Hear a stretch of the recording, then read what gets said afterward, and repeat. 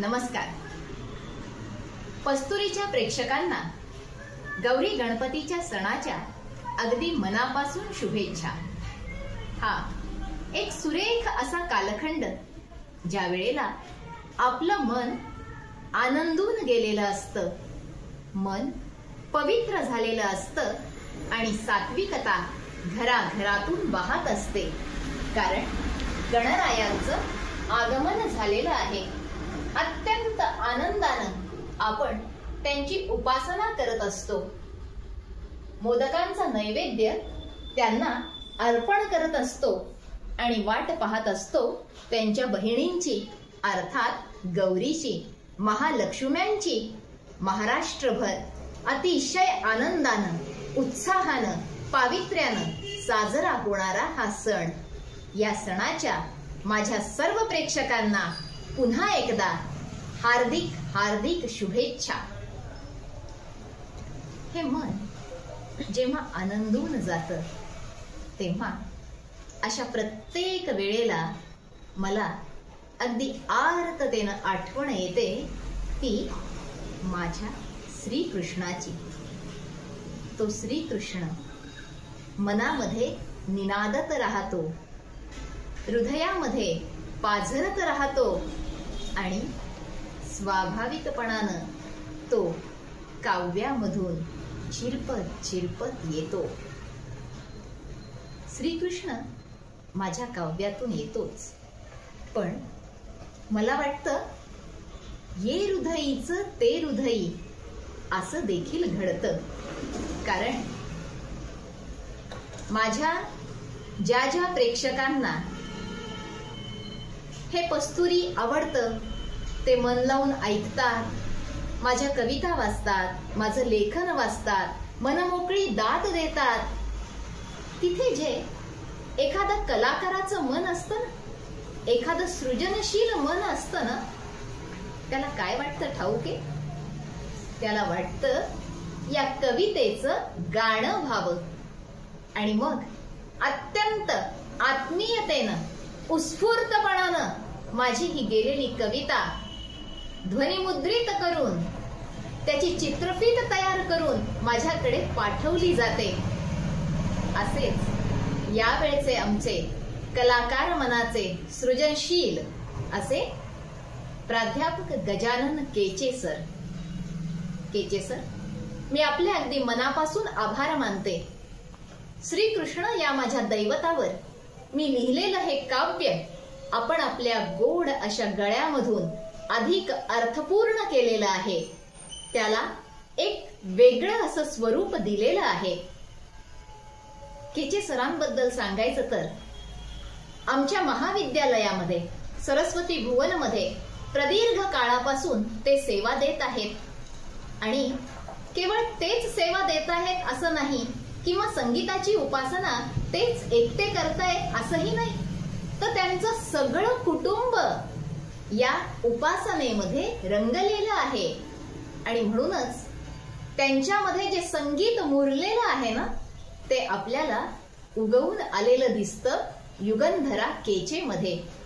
युगंधरा केचेचा राष्ट्रीय पुरस्काराने जो सन्मान झालेला आहे, हा त्यांच्यासाठी आनंदाचा आणि आमच्यासाठी अभिमानाचा विषय आहे. म्हणून या केचे परिवाराचे मी अगदी मनापासून हार्दिक अभिनंदन करते.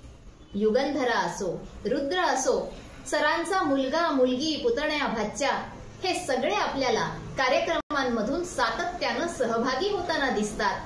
वाद्यवादन करतात, गायन करतात. संगीतात रमलेलं असं हे घर स्वरनिनाद या आपल्या संस्थेच्या माध्यमातून अनेकांना घडवत राहतं, संगीताची उपासना करत राहतं. ऐकूयात आज गजानन केचे सरांनी स्वरबद्ध केलेलं माझं काव्य. कधी वाटते मी प्रगल्भ झाले, कधी वाटते मी प्रगल्भ झाले, कधी वाटते मी प्रगल्भ झाले. प्रज्ञतेकडे स्थित प्रज्ञतेकडे वळती पाऊले कधी वाटते मी प्रगल्भ झाले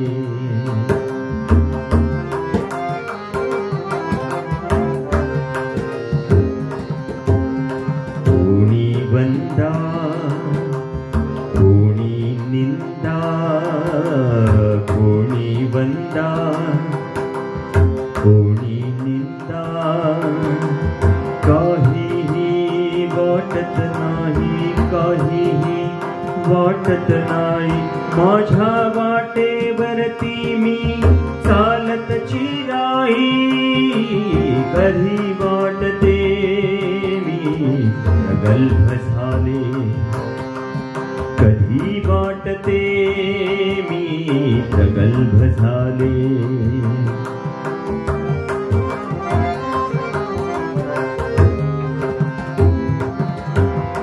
कधी वाटते मन खंबीर झाले कधी वाटते मन खंबीर झाले कधी वाटते मन खंबीर झाले डोळ्यातले रडे कोठे पळाले कधी वाटते मी प्रगल्भ झाले कधी वाटते मी प्रगल्भ झाले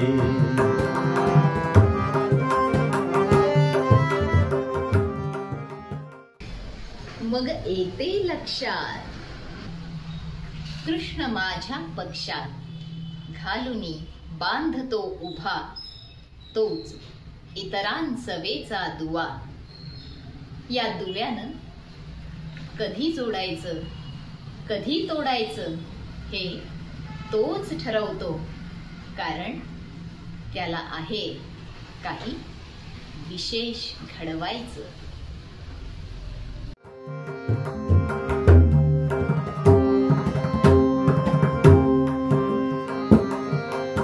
तो तसबर होता दूर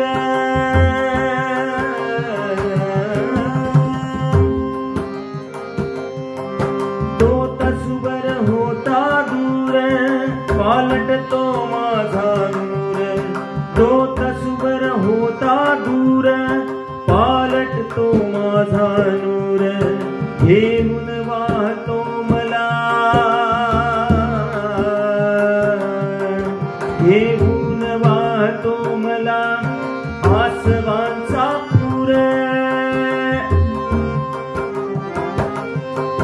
घेऊन वाहतो मला आसवांचा पूर कधी वाटते मी प्रगल्भ झाले कधी वाटते मी प्रगल्भ झाले मी प्रगल्भ झाले मी प्रगल्भ झाले